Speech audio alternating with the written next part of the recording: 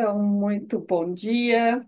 Mais um sábado para a leitura do livro Alma Humana, do Carl Koenig. E nós estamos na página 124. Quem vai fazer a leitura para a gente é a Luciana, mas antes disso, eu vou estar lendo um verso para a gente. Quando o homem procura a liberdade sem propensão ao egoísmo, quando para ele liberdade se torna puro amor pela atividade a realizar, ele tem a possibilidade de aproximar-se de Micael. Quando ele quer agir em liberdade, desenvolvendo o egoísmo, quando, para ele, liberdade se torna o sentimento orgulhoso de revelar a si próprio na ação, aí ele se defronta com o perigo de ingressar no âmbito de Arima. Rudolf Steiner. Muito bem. Bom dia, Zuleika. Bom dia. Vamos lá, Luciana. Estamos na página 120. Bom dia. Bom dia. Último parágrafo. Vamos lá. Aqui encontramos novamente a qualidade descrita no segundo capítulo como a natureza transcendente da alma, indicando que ela deve ser distinguida claramente da natureza intencional. Só agora é possível compreender claramente esta distinção. Ao identificar as qualidades intencionais, como som e música, descobrimos que a qualidade transcendente é idêntica à verdadeira luz. A luz verdadeira é a força criadora de todo espaço e forma exteriores à alma. Dentro dela é a força formativa através da qual ganham existência as imagens das impressões sensoriais. Essa luz é o pintor ativo, o escultor e o arquiteto das percepções e conceitos. É a criação sempre renovada da verdadeira luz dentro da alma. A atividade que nos permite olhar ou cheirar, ouvir ou provar, é de natureza intencional. A criação da impressão e a formação de conceitos são devidas ao elemento transcendente. Assim, o ato de cheirar é trazido pela qualidade intencional. O cheiro em si, em todas as suas possibilidades, é devido à natureza transcendente, inerente à alma. Esta concepção e interação entre alma e luz é a verdadeira base para o funcionamento do sentido. A força intencional ativa ressoa em direção ao exterior e a qualidade transcendente desenha ou pinta a impressão verdadeira e a faz durar por tempo limitado. Quanto mais em direção ao alto nos movimentamos na esfera dos 12 sentidos, tanto mais próximos chegamos ao campo onde a verdadeira luz prevalece e torna-se especialmente dominante. Vemos que a força da intencionalidade é particularmente intensa na região dos sentidos corporais. A qualidade intencional e o elemento transcendente estão em equilíbrio nos sentidos medianos. O equilíbrio está estabelecido especialmente no olfato e no paladar. O elemento transcendente prepondera sobre a qualidade intencional no sentido da visão. A luz verdadeira exerce uma força penetrante nos três sentidos superiores: o da palavra, o do pensamento e o do eu. Aqui, ela aparece em toda a sua glória, tal como o sol que surge sob a névoa matinal, dispersando gradualmente as nuvens da noite. A luz da alma transcende as esferas dos sentidos superiores e mantém o som das qualidades intencionais nas profundezas dos outros sentidos.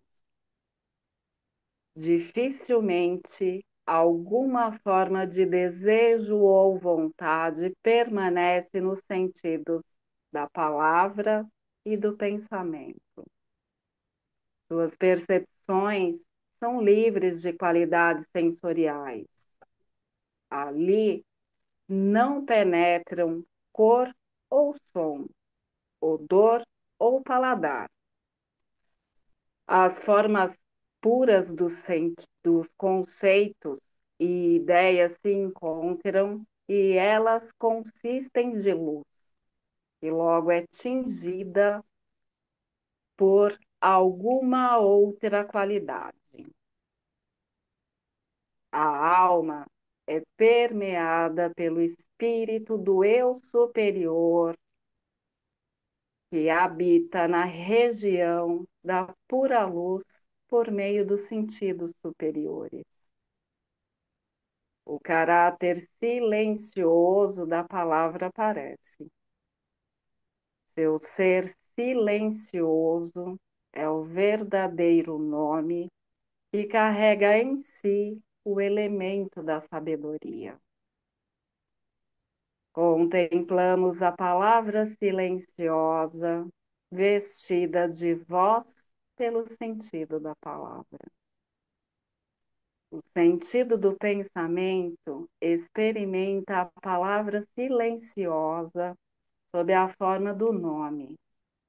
Agora, a palavra livre recebe o manto do som e aparece em sua própria transfiguração.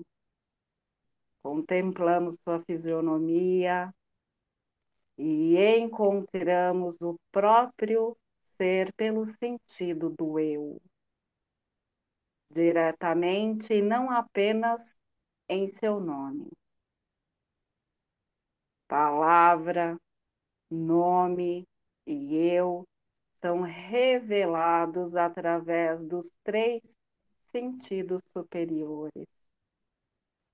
É a luz pura, o fundamento da natureza transcendente da alma, que torna possível seu aparecimento.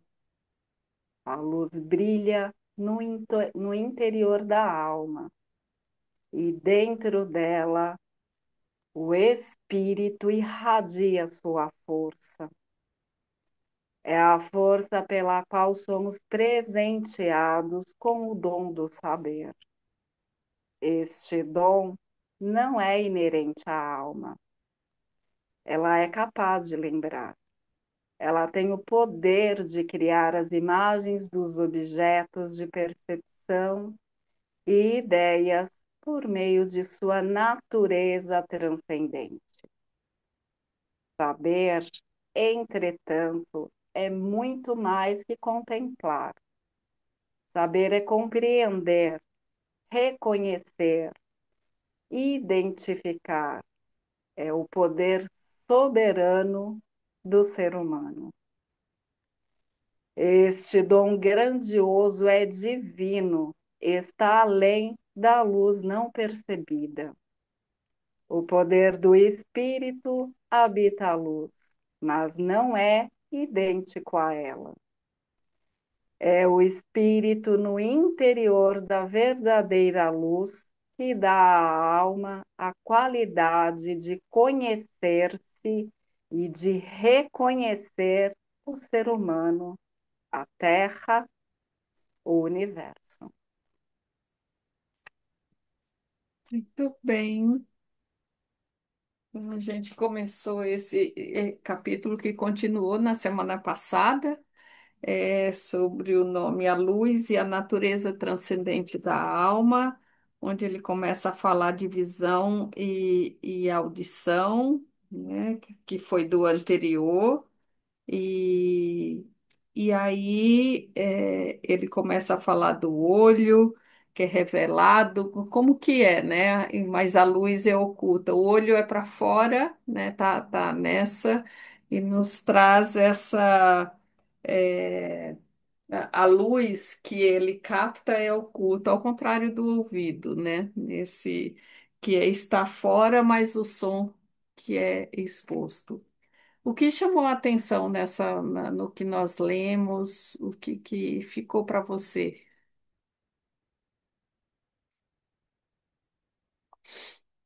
visitar? Chama a atenção alguma coisa dessa leitura?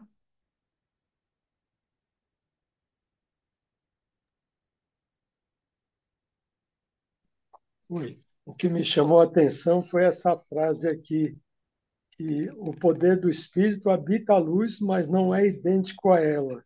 É o Espírito no interior da verdadeira luz que dá à alma a qualidade de conhecer-se e de reconhecer o ser humano, a Terra e o universo.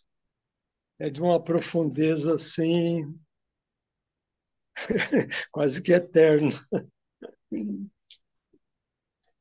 sim, que está lá no último, né? Ele tem nesse livro, ele tem uma poesia, né? Nessa fala de traduzir.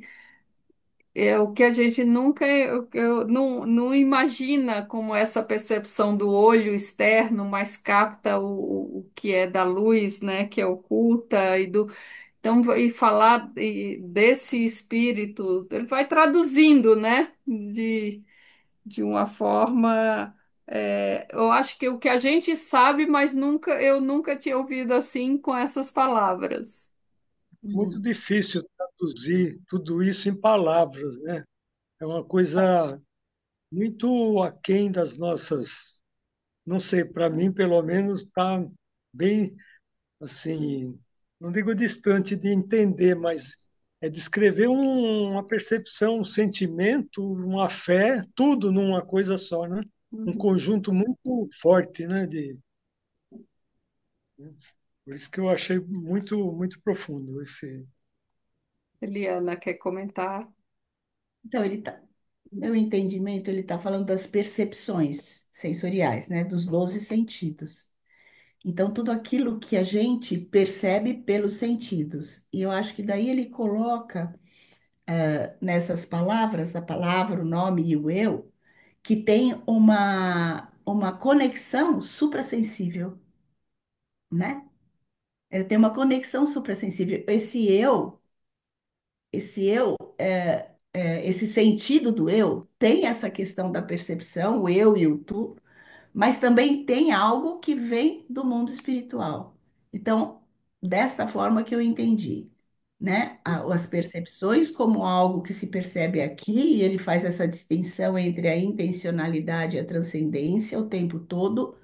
Inclusive, ele coloca que os sentidos afetivos, eles fazem esse meio de campo entre a transcendência e a intencionalidade, mas ele também coloca que esses sentidos superiores, que nós chamamos também espirituais, estão além do sensível, dessa forma que eu estou entendendo. Uhum. Uhum. A gente pode ler a sinopse.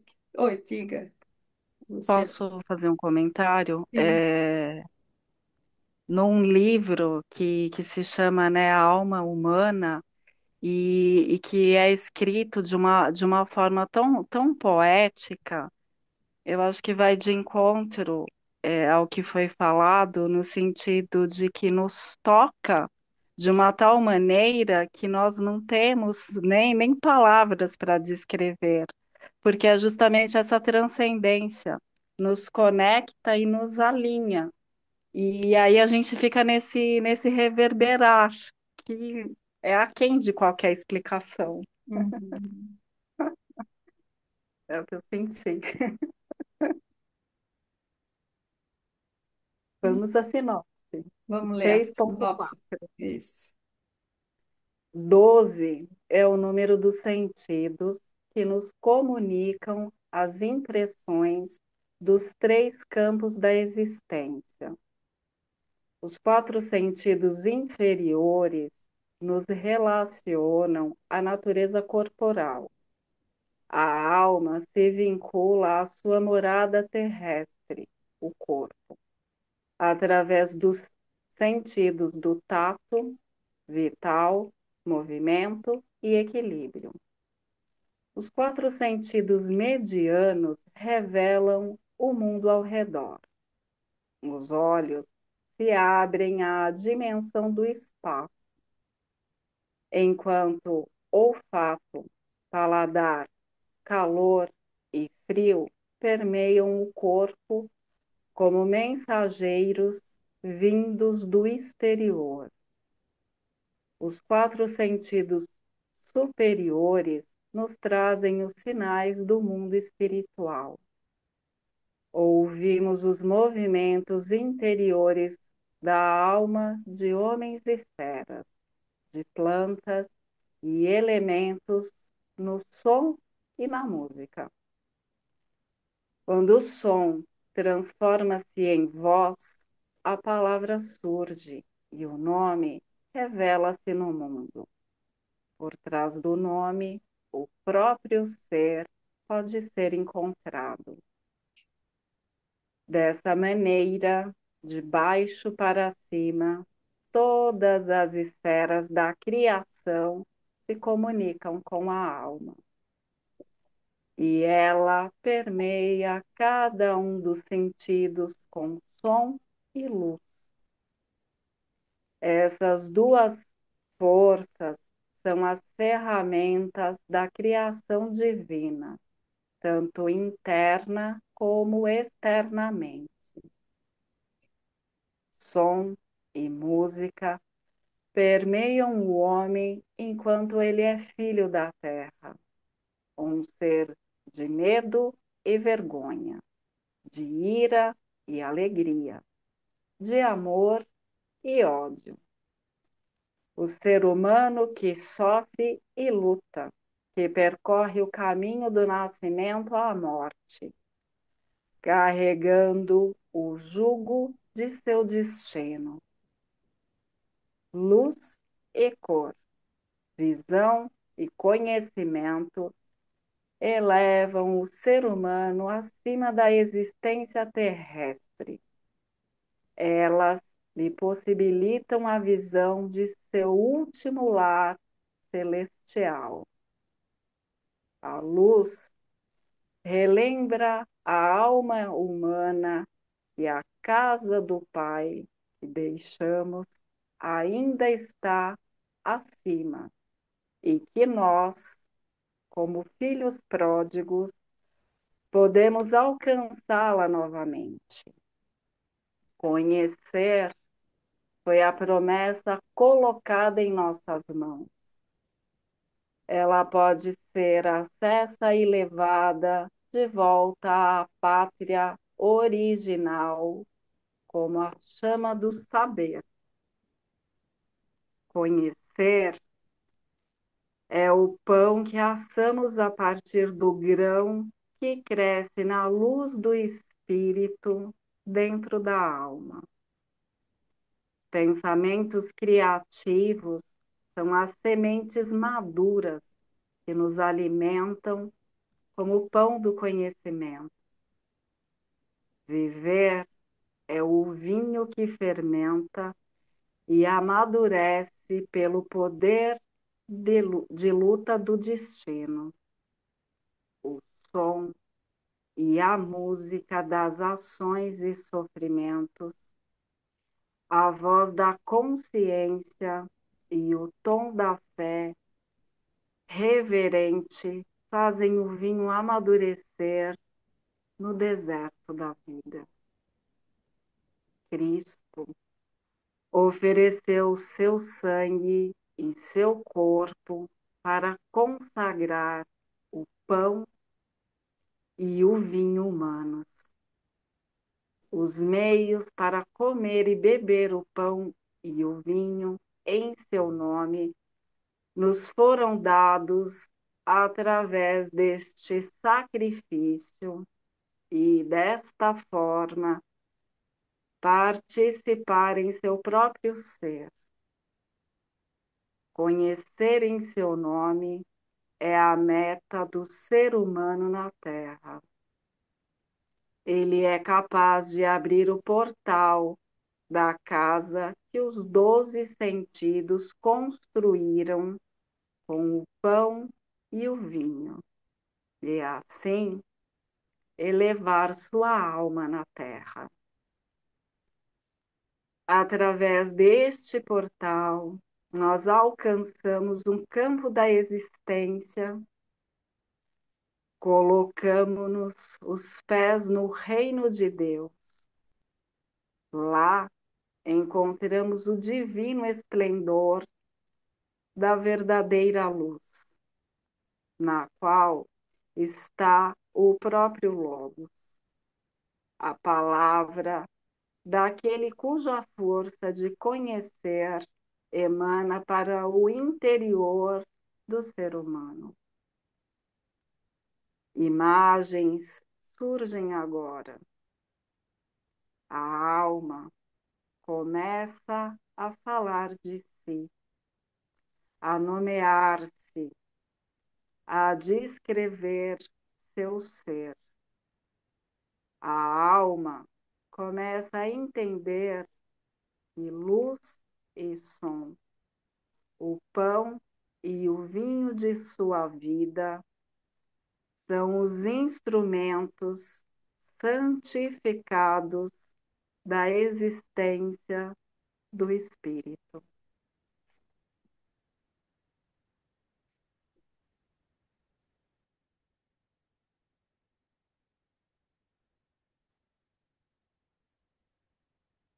Eliana.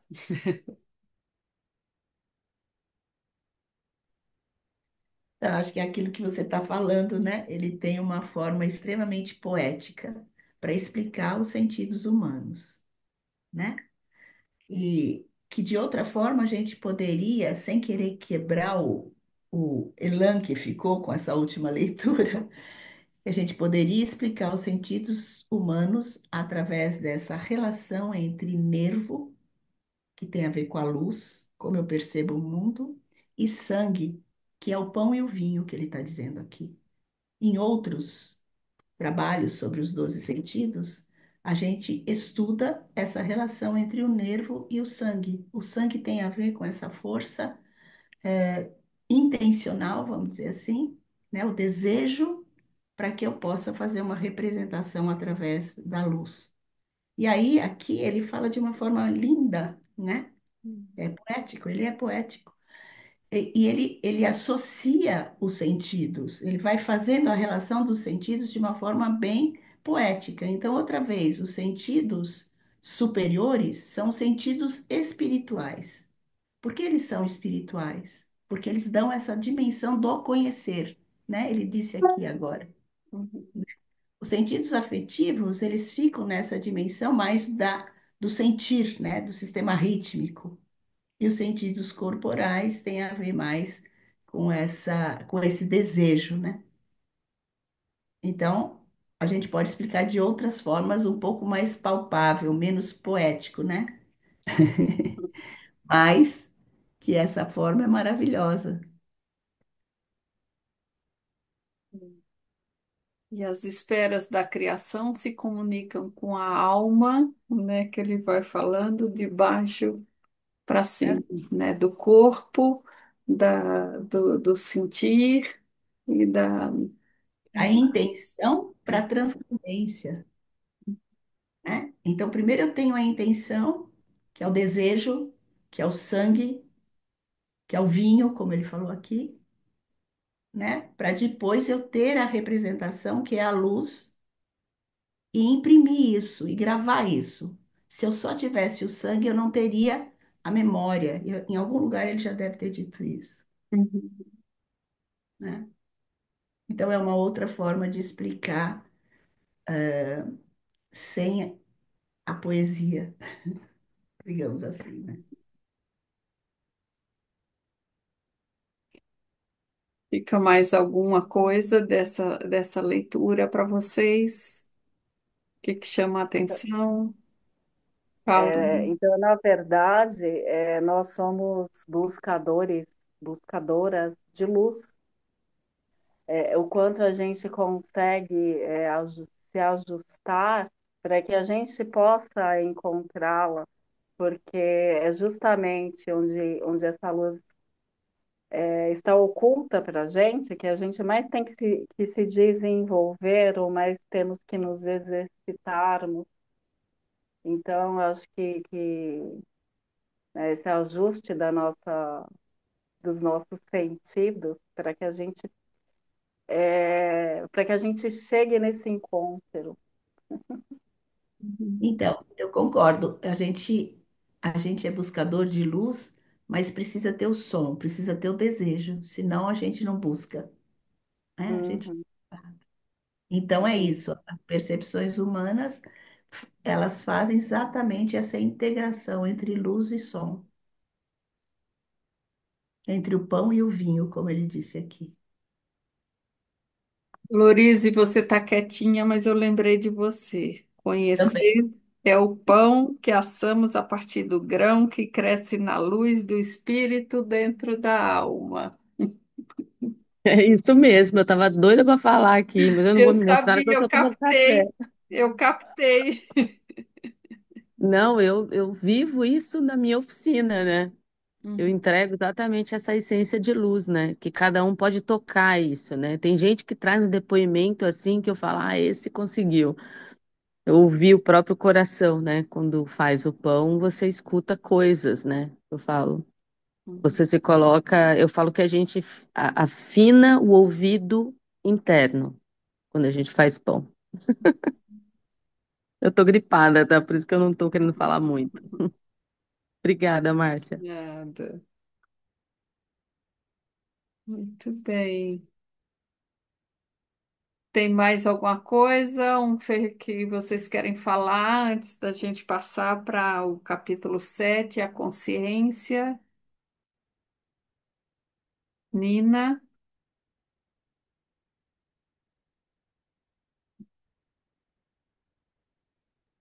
Estou ainda reverberando isso. Uhum. Essa fala, a fala dele eleva, né, o nosso espírito, né? Quando a gente vai aprofundando. Eu marquei bem essa frase que viver é o vinho que fermenta e amadurece pelo poder de luta do destino. Olha que lindo isso. É o vinho que amadurece. Fermenta e amadurece, né, pelo poder de luta do destino, quanto que a nossa vida não é, né, o nosso destino vai conduzindo a partir das experiências e a gente vai amadurecendo mesmo nesse lugar. Diga, Cíntia. Eu também estou assim, é, meditando, parece que não estou tocando o chão, assim, muito louco isso, né? É, Mas eu fiquei pensando no capítulo antes da sinopse, né? Que tem um parágrafo aqui que me tocou muito, assim, quando ele fala que que a alma é permeada, né, pelo espírito do eu superior que habita na região da pura luz, por meio dos sentidos superiores, que são esses, né, do eu, da palavra, do pensamento, da audição, né? E, e aí esse caráter silencioso da palavra aparece. Então, eu lembrei daquela frase, no princípio era o verbo. E aí, para mim, pelo menos, né, sempre ficou aquela coisa, nossa, mas o verbo, então é uma palavra. Porque a gente, com a nossa cabeça de humano, a gente fica pensando no beabá, né, na escrita, e que é uma escrita, né? Só que não é essa que a gente faz aqui, né? Aí, lendo, né, nesse parágrafo, assim, eu acho que ele é uma fonte de meditação, assim, porque ele vai falar dessa palavra, desse verbo que é a criação, que tem a ver com esse som, que também não é esse som que a gente ouve aqui, né? E que eu Uhum. também não consigo imaginar, não consigo entender.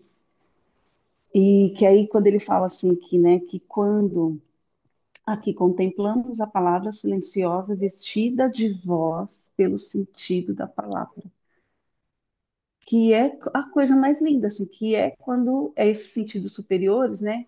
Quando a gente usa eles, quando a gente está com eles, aí é quando vem essa luz espiritual, quando vem esse verbo, né? E aí ele é vestido pelo som da nossa voz humana, foi assim que eu entendi, pelo sentido da palavra. Aí quando a gente está em nome de Cristo, aí eu acho que também fazendo uma relação, esse o Cristo em mim, né? Não eu. Eu acho que deve ter alguma coisa a ver, assim, com essa frase, né? E aí, passando para a sinopse, né, quando ele fala poeticamente, né, dessa, como a Eliana falou, né, que a gente pode entender esses 12 sentidos de várias formas, né, a gente pode falar deles de várias formas. E aí, os quatro primeiros é para a gente se relacionar com a Terra, né? Os intermediários é para a gente se relacionar, não. Os quatro primeiros é assim, é para a gente como se fosse assim, avisos de cuidado para você se formar bem. Então você anda, você se movimenta, você se equilibra, né? E os intermediários a gente se conecta, a gente faz uma relação com esse mundo. E aí, com os superiores, você já está nesse âmbito espiritual, né? Mas você não consegue estar lá se você não desenvolver os outros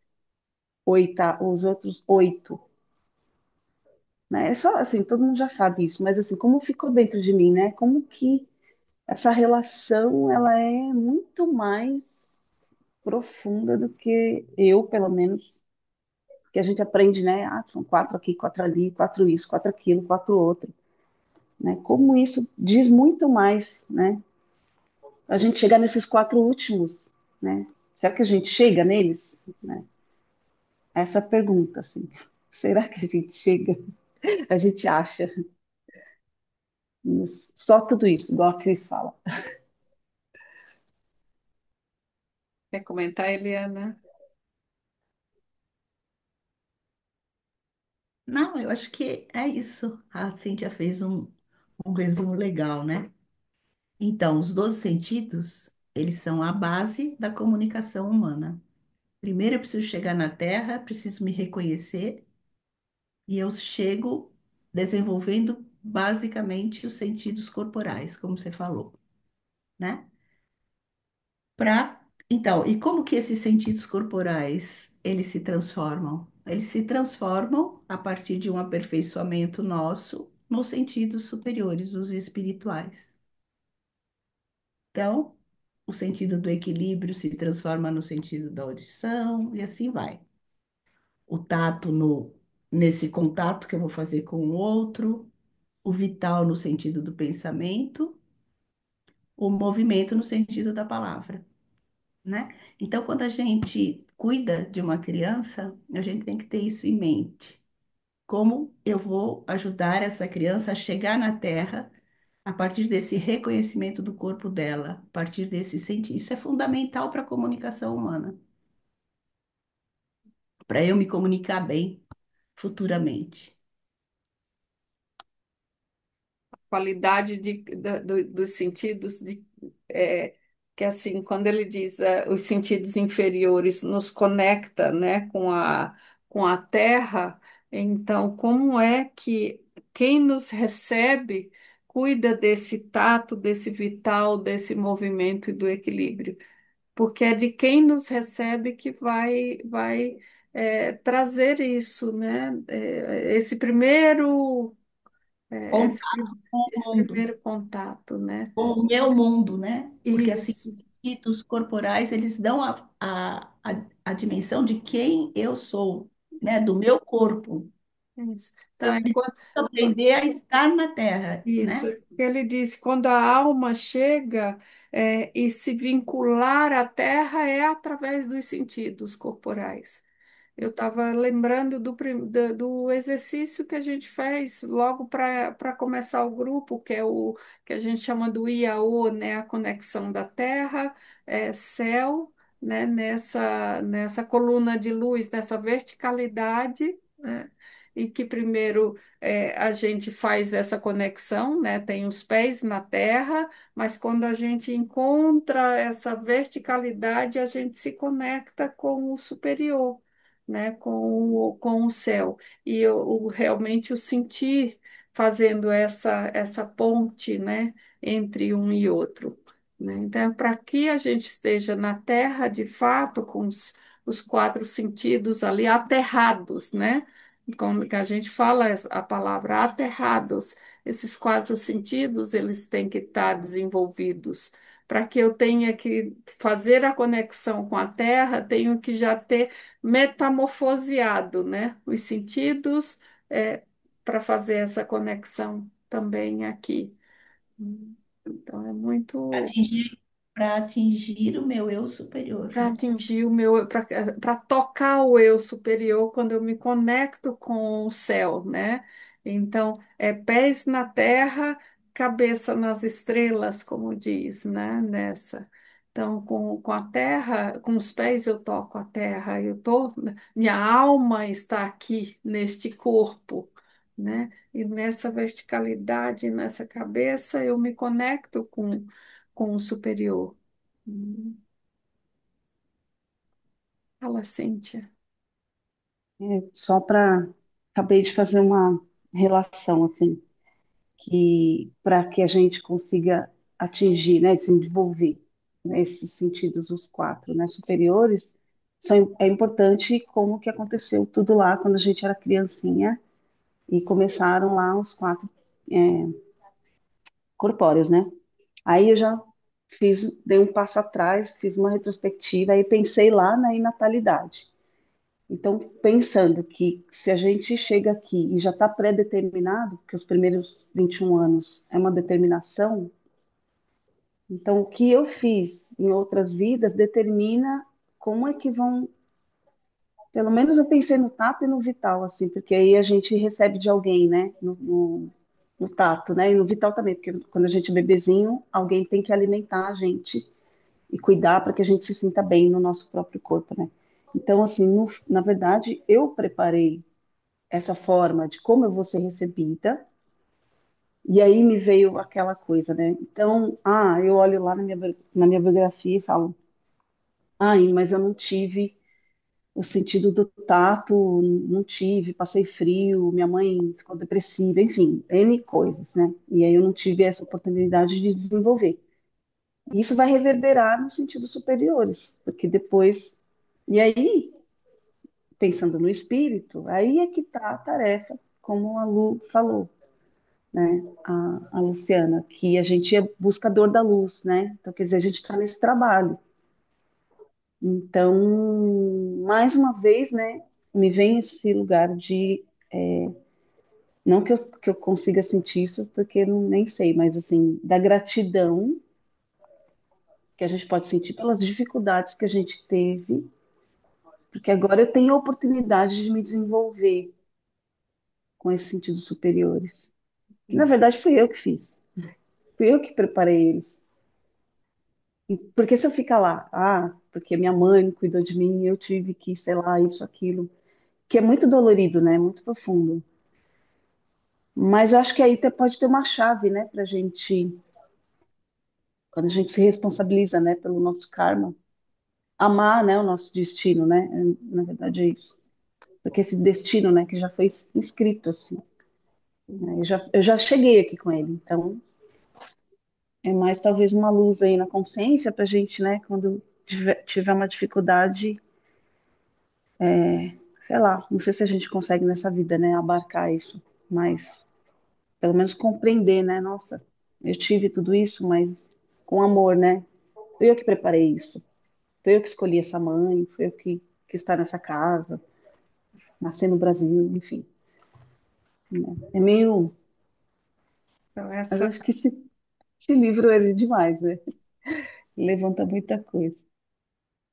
essa preparação que você vem falando, né, que é um tema que eu venho me debruçando, que é dessa escolha, né, dessa individualidade por essa mãe, por esse pai, começa no acompanhamento dessa alma ou dessa individualidade pela hereditária, pela linha hereditária, e que pode ser até 300 anos antes que eu comece a acompanhar.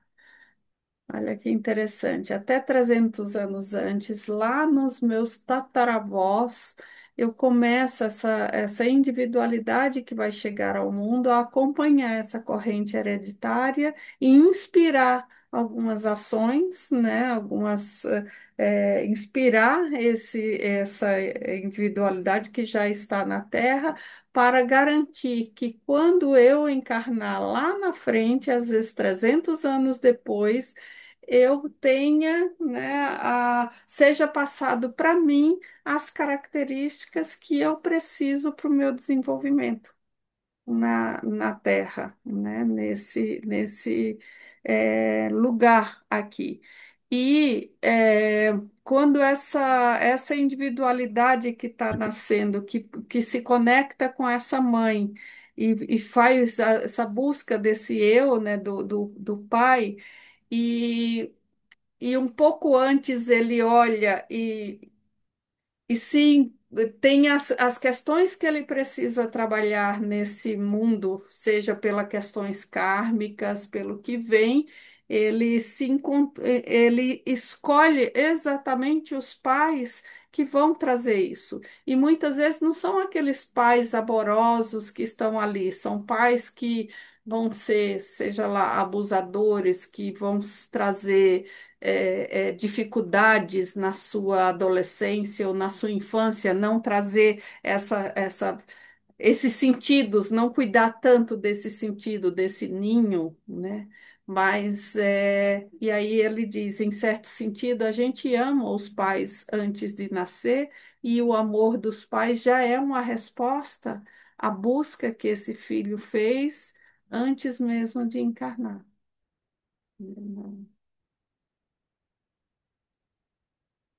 É sim, esse lugar de olhar para esse pai e para essa mãe, não só com essa crítica, mas dizer também: fui eu que quis, fui eu que escolhi.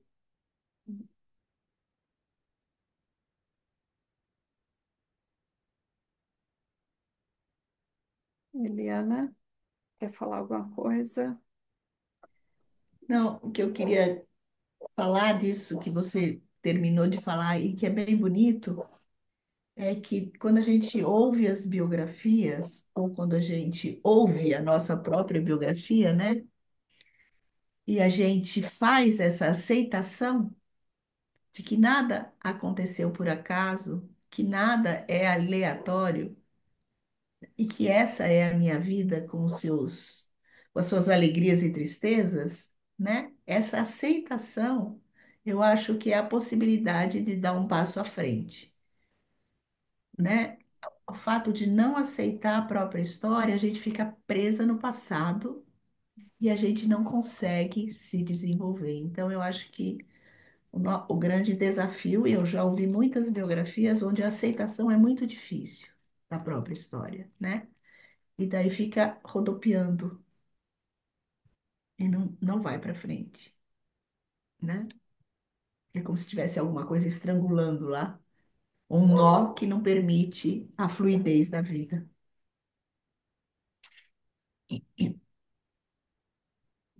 E que nessa instância superior que eu fiz essa escolha dessas dificuldades, e essas dificuldades, a gente está até fugindo um pouco com, com a provocação da Cíntia, né, desse do tema, né, dos sentidos, mas é essas as dificuldades que a gente passa, como tem até os 21 anos, as determinações kármicas, né, que foram concebidas junto com as hierarquias espirituais, né, para que a gente pudesse cumprir, né, e o nosso destino e o nosso karma, né, dentro, seja pela escolha desses pais, como a Eliana falou, e que a gente, o dizer sim a isso, que é muito mais que apenas aceitar que esse pai, como eu escolhi esse pai dessa forma, ou como foi que eu escolhi essa mãe dessa forma, né? Onde está escrito esse lugar, né? Mas sim, nessa instância, está escrito, tá? Em alguns GAs do Steiner ele fala isso, sim. E que nessa instância superior eu também sou responsável por isso que me aconteceu, né? E é como a Eliana diz, o ficar preso ao passado é não é só olhar para esse palco, né, que a gente chega ao mundo, né? Ficar preso e não fazer essa essa transformação para algo. Né? Dizer sim, o olhar e o dizer sim, fui eu que quis. Sim, fui eu que escolhi, né? Já nos dá uma outra conotação de responsabilidade, não só a gente apontar o dedo para nossa mãe ou nosso pai, como é tão comum de ser feito, né?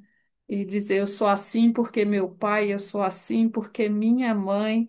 Eu sou assim por conta disso.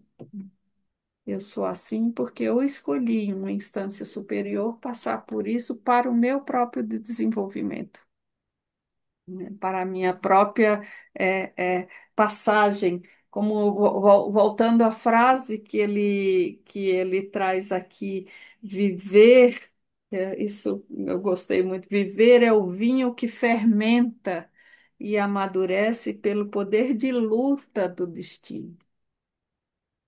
Então, é nesse lugar que mais para o fim a gente vai, da vida, talvez compreender tudo que veio ao nosso encontro. Né? E talvez que os nossos sentidos superiores, aí sim, na maturidade, né? Se a gente não morrer antes, na maturidade pode fazer com que a gente tenha essa sabedoria, né? Que esses sentidos superiores se abram mais.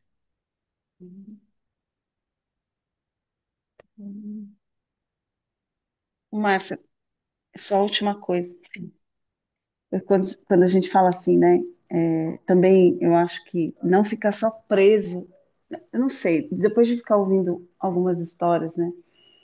E a minha também, eu não sei o que dificulta mais, se é ficar preso lá no passado ou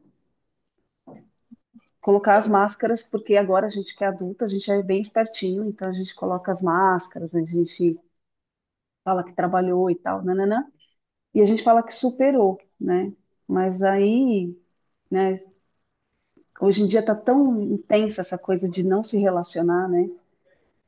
Então as pessoas elas simplesmente elas não se relacionam. E tá cheio de coisas que vêm de fora que te ajudam a não se relacionar. Então você não precisa sair de casa, enfim, tudo isso que a gente já sabe, né? No mundo digital, principalmente. E agora até dessas inteligências artificiais que funcionam como terapeuta, né? Muitos jovens perguntam coisas já de relacionamento, enfim. E aí eu fico pensando, né? Quando essa pessoa que fica lá em círculo, né? não aceita, ela fica parada lá no passado, eu acho que fica no mesmo patamar de quando também a gente coloca as máscaras e também não olha ou fala, não, eu superei. Mas você vai olhar agora e fala assim, nossa, cadê esse eu, né?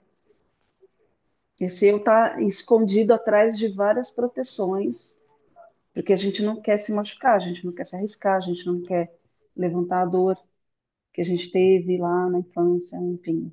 É, assim, dá pra gente pensar muita coisa, né? Só uma reflexão.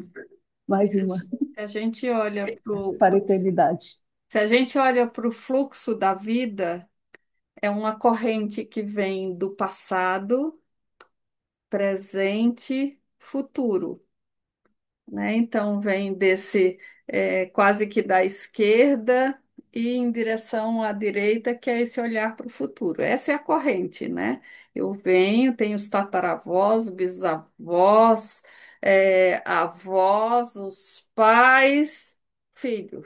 E a sequência é adiante. Quando você diz a pessoa que fica preso ao passado, ela altera essa sequência.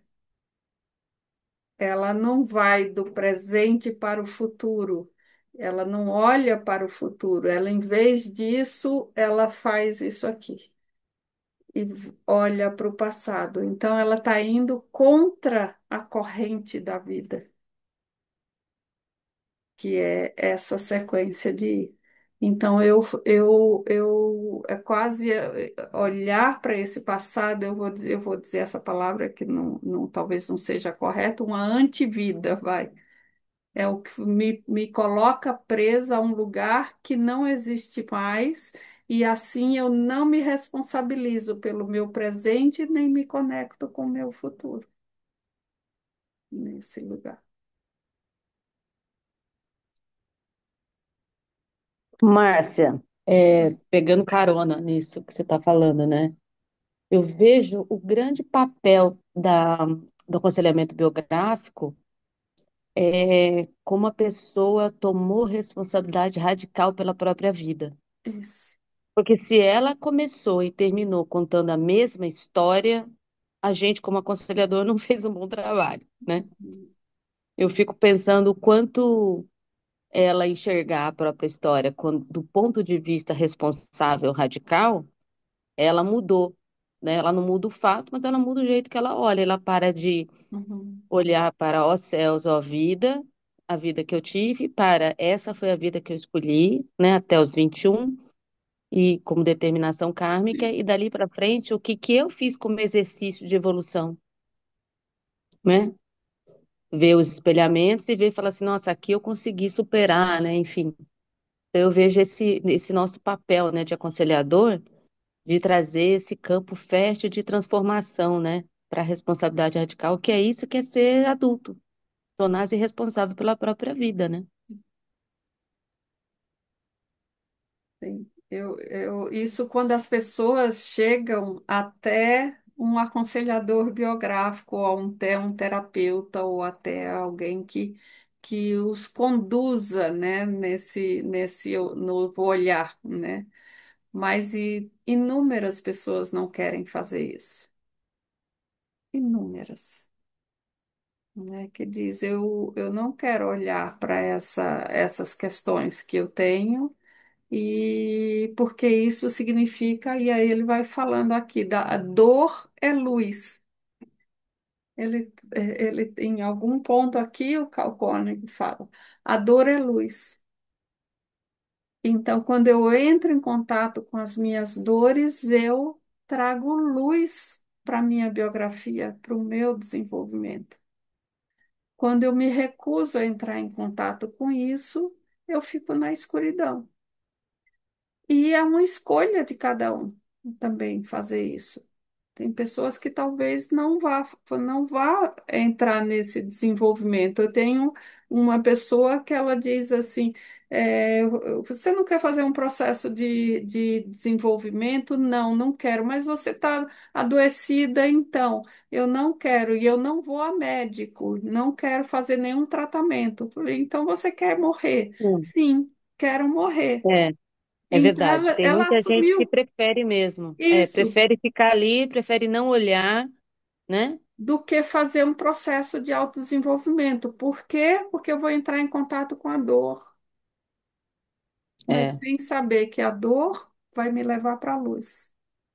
Não é assim com o é verdade. nascimento? É, Partirás com dor.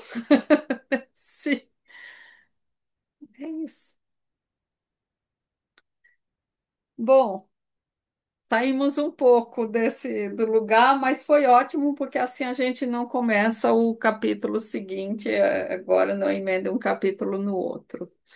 Então, quero agradecer mais uma vez a Eliana. Obrigada.